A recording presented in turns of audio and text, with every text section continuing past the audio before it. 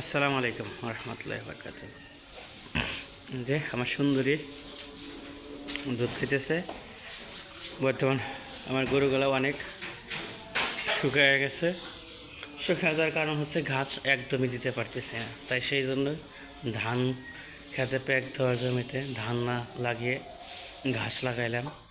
ঘাস অবশ্য লাগানো আছে, একটা 10 ডিসিমাল, একটা 12 ডিসিমাল, আরও 5 শতাংশ লাগাইলাম। এই শীতের সিজনে ঘাসের কষ্ট হয়, ঘাস বড় হয় না, সেই জন্য এখন আল্লাহর রহমতে এই যে ফাল্গুন মাস পড়তেছে, গরম শুরু হইতেছে। এখন ঘাসের অভাব হবে না, পর্যাপ্ত পরিমাণ ঘাস হবে, ঘাসের কোনো প্রকার সংকট হবে না।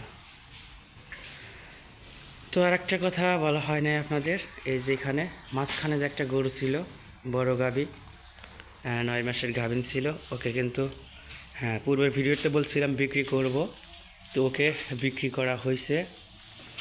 প্রায় 1 মাসই হয়ে গেল বিক্রি করছি।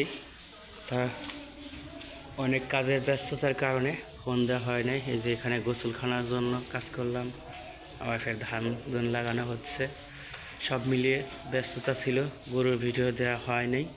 সেই জন্য আজকের ভিডিওতে আপনাদের ওটা ক্লিয়ার করি। ওই গরুটা বিক্রি করা হয়েছে 1,07,000 টাকা। বয়স ছিল 8 মাস হওয়ার, এই 8 দাঁত হওয়ার পরেও আমার 2 বিয়ান খাওয়া হয়েছে। অনেক বয়স্ক হয়ে গেছিলো, সেই জন্যই বিক্রি করে দিতে বাধ্য হয়েছি। তাছাড়া ভালো সিমেন্ট দেওয়া হয়েছিল 100%-এর, 62 লিটার 60 লিটারের সিমেন্ট দেওয়া হয়েছিল, ব্র্যাকের অস্কারের সিমেন্ট দেওয়া হয়েছিল।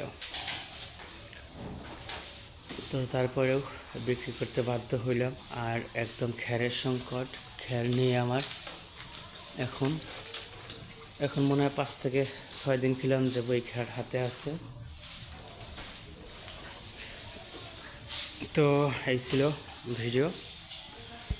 এতক্ষণ যারা কষ্ট করে ধৈর্য ধরে ভিডিওটা দেখেছেন তাদেরকে অসংখ্য ধন্যবাদ। ভালো থাকবেন সবাই, সুস্থ থাকবেন, নিরাপদে থাকবেন। আসসালামু আলাইকুম রহমতুল্লাহি ওয়া বারাকাতুহু।